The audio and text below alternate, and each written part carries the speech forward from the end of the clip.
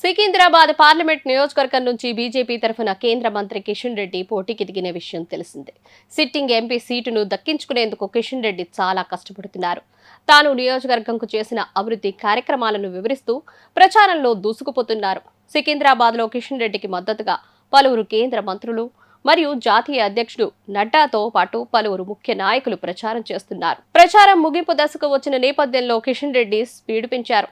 ప్రత్యర్థులపై తీవ్ర స్థాయిలో మాటల యుద్ధంకు దిగుతున్న కిషన్ రెడ్డి ముఖ్యమంత్రి రేవంత్ రెడ్డి తీరుపై ఆగ్రహం వ్యక్తం చేశాడు. కిషన్ రెడ్డి ప్రచారంలో భాగంగా మాట్లాడుతూ పార్లమెంటు ఎన్నికల్లో మెజారిటీ సీట్లు గెలిచేది బీజేపీనే అన్నారు. బీజేపీకి ప్రజా మద్దతు రోజు రోజుకి పెరుగుతోందన్నారు. ఓటమి భయంతో రేవంత్ కేసీఆర్ తొండాట ఆడుతున్నారని ఆగ్రహం వ్యక్తం చేశారు. బీజేపీపై కాంగ్రెస్ బీఆర్ఎస్ కుట్రలు చేస్తున్నాయన్నారు. అసెంబ్లీ ఎన్నికల్లో ప్రజలను మభ్యపెట్టి కాంగ్రెస్ అధికారంలోకి వచ్చింది. రేవంత్ మాటలను ఇప్పుడు తెలంగాణ ప్రజలు నమ్మడం లేదు. దేశానికి సంబంధించిన ఈ ఎన్నికల్లో రేవంత్ రెడ్డి మాటలను ప్రజలు పట్టించుకోరన్నారు.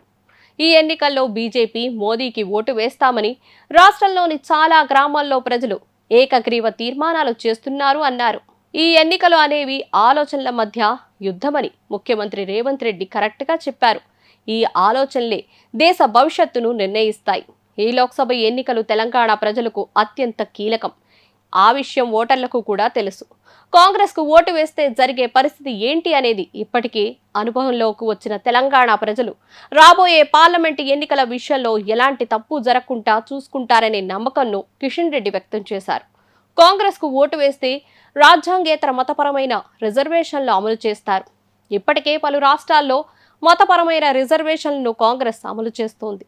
దాంతో బీసీలకు అన్యాయం జరుగుతోంది. కనుక కిషన్ రెడ్డికి ఓటు వేసి బీజేపీని గెలిపించుకుందామంటూ ప్రజలు నిర్ణయానికి వచ్చారు.